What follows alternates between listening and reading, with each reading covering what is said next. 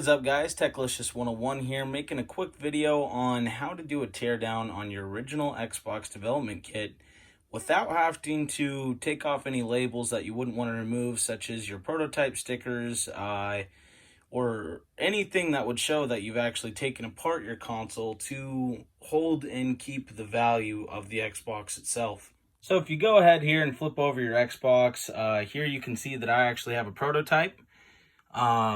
You'll notice that I would say I did a pretty good job. You can tell that I've taken out the screws, as here they all are there. What I did was I just used a pretty simple heat gun to heat up the stickers. Then they'd come loose. I'd grab a pair of tweezers. Anything will do, and then just slightly peel it back until you could access the screws. And one thing I will say is when you heat this sticker up down here, be careful. Try not to grab it by your hands, because you'll notice that there's actually some smearing of the print that is on the label here. So when you go ahead and try to heat that up to remove that sticker, try not to drag your fingers or anything across it. Just try to peel back in the corner. As you can see, I tried to do it without heating it up, and that's actually what happened right there. It kind of started to peel. Then I heated it up, peeled it from this corner, and it worked just fine. Xbox, you peel back the corner closest to the outside of the console, and it'll show where all these other screws kind of go here. Yep, just kind of the outside of every corner here. And you'll be able to take out a total of 6 screws, and then the top should be able to pop off. Now, keep in mind, there's probably better ways to do this. This is the first time that I've actually tore apart this development kit console itself, which, as you can see, I've taken apart multiple Xboxes, but this one is just a little bit different. You definitely want to be a little more careful with it. So I've gotten the case loosened up, and the top is actually starting to come off. But if you look up here by the serial port and what looks to be kind of like a VGA, I guess, you got those standoffs that are kind of threaded in here. And I found that the best way to get these out were to get a screwdriver with a bit that was similar in size, put a lot of pressure, and start twisting. And you can see that actually spinning there. It's loosening up. Go ahead and do that for each and every one, and you should be good to go. As you guys can see, we got those 4 standoffs out. We got those 6 screws. Just like any other original Xbox, that lid will pop right off. And here we have the inside of the console. The reason I'm actually tearing this apart today is I just kind of wanted to check it out, give it a deep cleaning, and see if I can't get rid of that clock capacitor. Missed a little bit here, but if you look, when I first took this top off right here and here, where those ports were on the back of the console, there's actually 2 daughter boards. Now those unscrewed with a total of 4 screws, which were those right there, and they are just your average, kind of your hex screw. Now, when you take those off, they kind of pop off from here and here. Really, what we're trying to do is we're trying to get access underneath this DVD drive where the clock capacitor is somewhere right in there. Once we get those off, the hard drive and the DVD drive, we should be able to access the motherboard and go from there.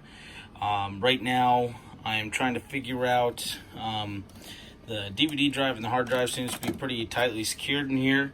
Making sure that I'm not missing any other screws going through here, and when I get the DVD drive and hard drive out, I will let you guys know what the next step is. So it turns out it's like your ordinary original Xbox. You pull the hard drive out first on the right hand side, and then you'll be pulling out your DVD drive, which will give you access to pretty much everything underneath.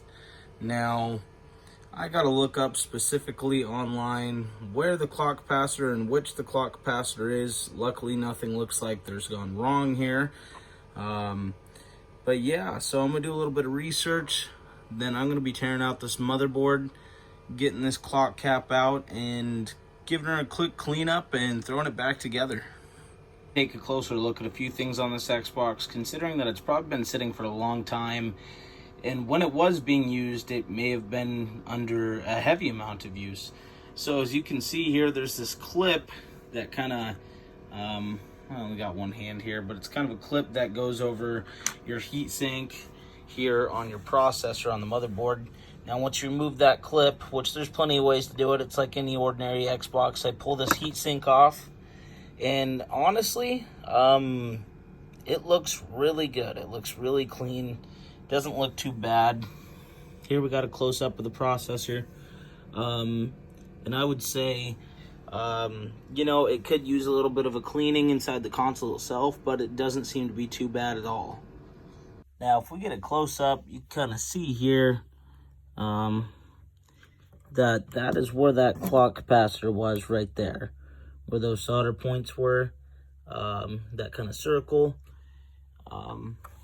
It was pretty simple.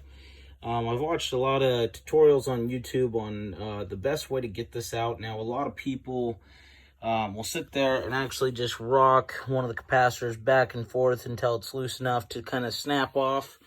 But I've also heard that that's an easy way to make a capacitor leak, which is the reason we're taking out the capacitor in the first place, so you don't necessarily want to do that.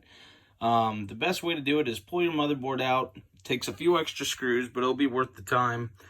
Get yourself a soldering iron, heat up the leads on the capacitor itself, and you should be able to wiggle that capacitor a little bit, straighten out those legs on the capacitor, and it should pull out from the motherboard. Now, the reason we take this clock capacitor out is because the only thing it does is hold the date and time for a short period of time on the console. And it's not really necessary, and they are commonly known to leak on the motherboard and can either make your console a brick or do nothing. But it's definitely worth taking out, doing the time. Yeah, so thank you for watching my video. If you have any other questions, please let me know.